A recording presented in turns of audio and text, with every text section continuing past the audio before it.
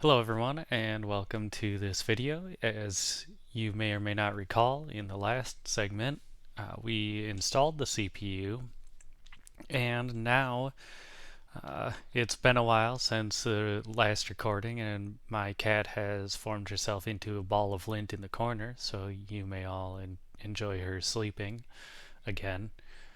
Um, but we're going to continue where we left off with the CPU, and I believe the next step is I'm going to talk about the processor cooler.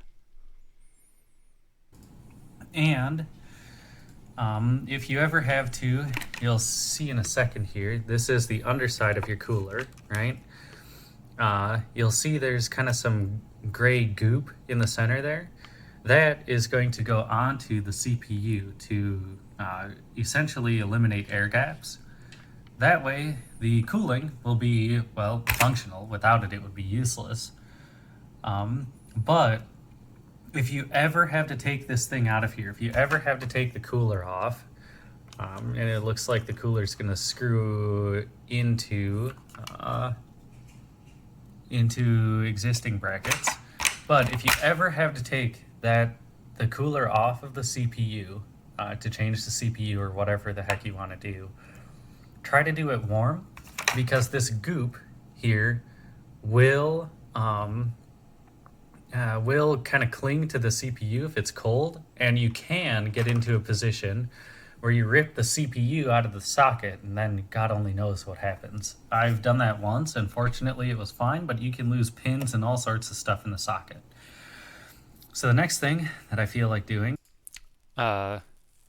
I just want to re-emphasize that can be pretty bad if you rip the CPU out of the socket using the cooler, because the thermal paste creates a seal. If you can't get the system warm, that's fine. Just don't pull straight out, like twist it a little bit to try and loosen some of the material instead of just yanking the thing straight off. If you carefully twist some, you should be able to ruin the seal on the thermal paste and then pull, and then you're likely at least to be okay. Is your hard drive, and because you're missing the little screw, I'll just set it in there for now. But now you can see that screw just goes in there to hold it in place, right? Because otherwise it has a tendency to spring up from the way this the thing it sockets into is arranged.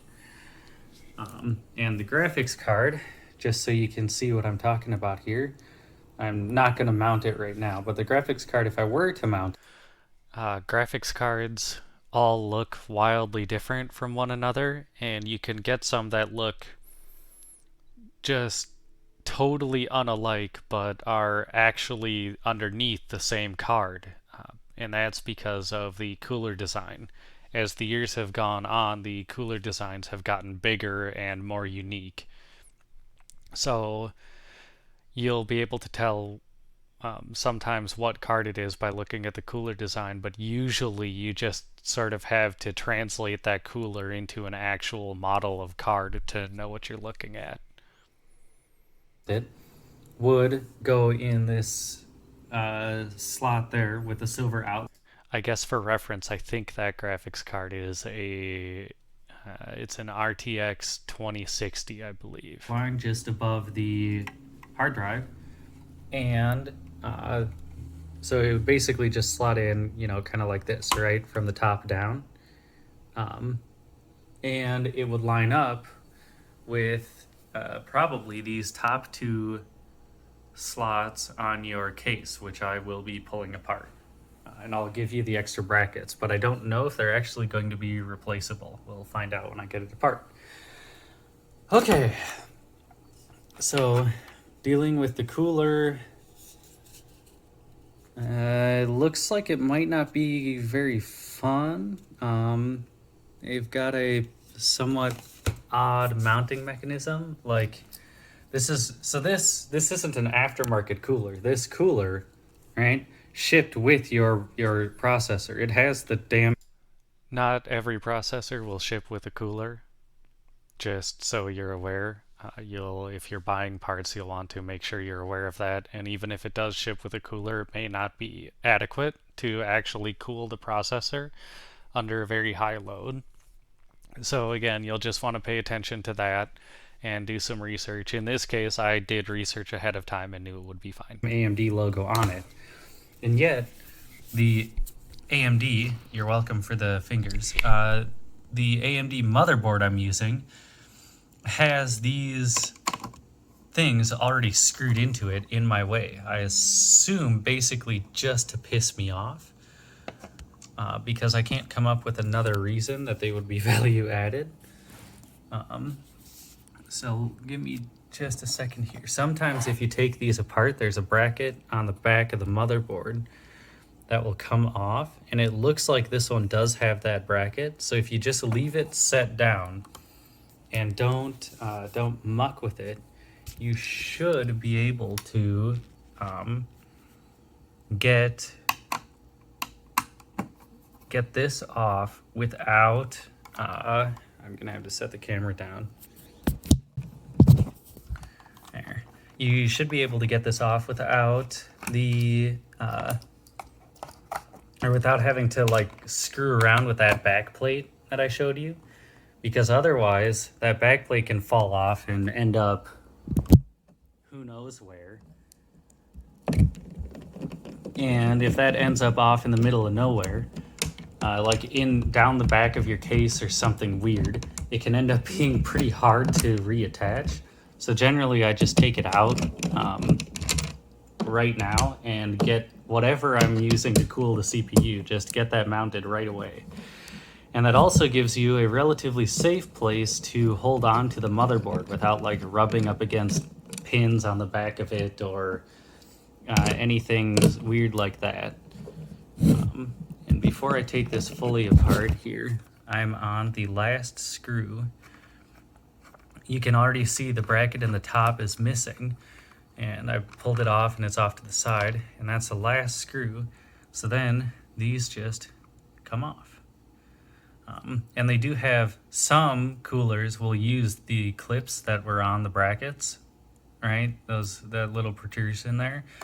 But the AMD stock one doesn't. So your guess is as good as mine as to why they would bother to put them on there.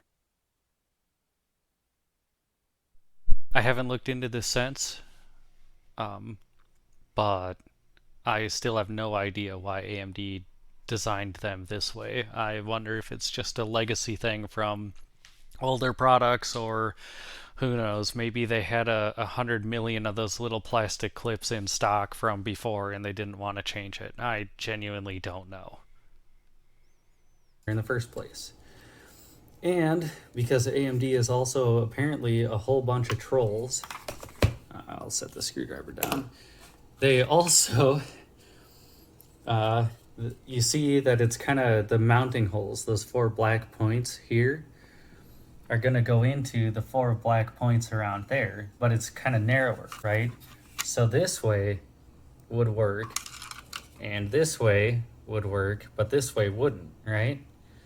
So if I flip this around, the freaking AMD logo that doesn't move, to get it right side up, you would have to mount the cooler in such a way that it's not possible. The holes just aren't going to line up this way, right? Because that's wide, and what we're looking at is a narrow rectangle.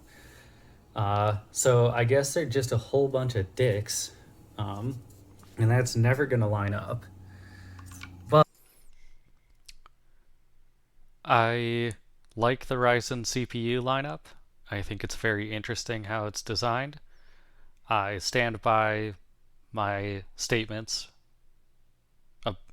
my statement of opinion regarding what I think of how that logo will not be possible to orient correctly.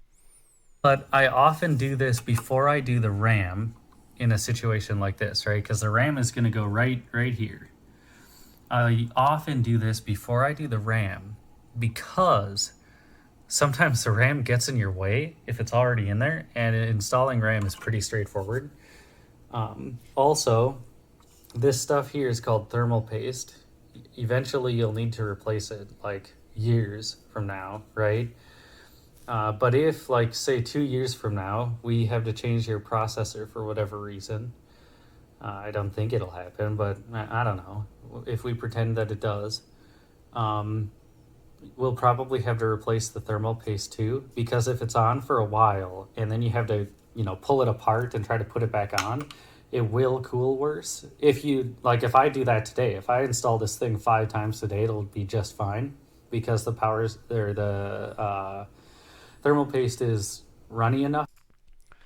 That is a pretty contentious remark I just made. Basically, what I'm talking about is, the thermal paste is meant to fill air gaps between the processor and the cooler. And that's because air is an extremely bad conductor of heat.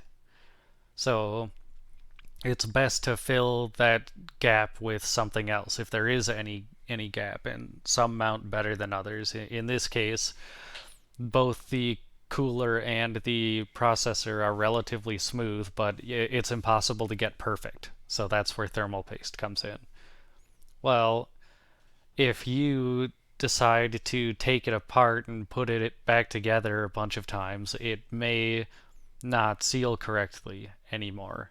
It may not fill all the gaps right. And when the thermal paste is still really fresh, that just isn't a particularly big deal. It may make a tiny difference, but it just, for most people, won't be worth thinking about. But if your thermal paste has started getting old and has started turning to basically dust instead of a thick paste, then as soon as you take it apart, you could make your cooling way worse, like noticeably worse, just in how the processor runs. So as you maintain something in the future, that's something to be aware of.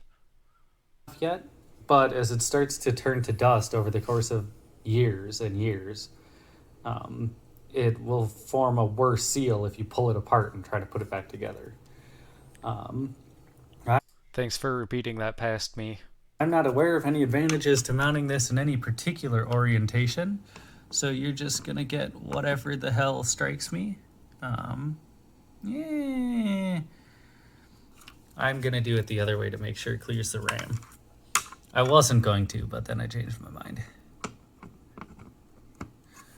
So there, we can see it's basically just sitting on the motherboard right now. And if we go ahead and take a screwdriver, and this part, there aren't a lot of things about this process that are going to be just like a car, but this one is. Always attach in a star pattern, because otherwise you can end up putting like weird pressure on your motherboard, and that can end up ruining traces and all sorts of stuff. Let's see, trace. I used the word, so now I get to pay the price. Those little brown lines are generally representative of traces. They aren't going to be brown for everyone. They happen to be brown for you. And a trace is basically just somewhere electricity can run. And you don't have to, oh God, lost my bit. You don't have to torque this down super hard, right? Like there's really no point into going nuts. You just have to get it making good contact, and preferably relatively even contact. And now I'm breaking my own rule because I already got it. Lost the bit again because I already did the initial tightening and I'm not going way nuts with this. I think past me got that wrong. I think you really should continue the star pattern if you're going to be safe about it. Honestly, though, most motherboards today are more than durable enough to handle whatever it is you're doing to them in terms of mounting a cooler. But like I said a couple times or hinted at, just don't go crazy. There's no point in way over tightening the cooler. It has to be on there tight enough that it's mounted relatively evenly on the processor and the thermal paste has gotten into all the gaps between the two pieces of metal. That's really all you need. But yeah, anyway. So Yeah, I think I over tightened that one a little bit.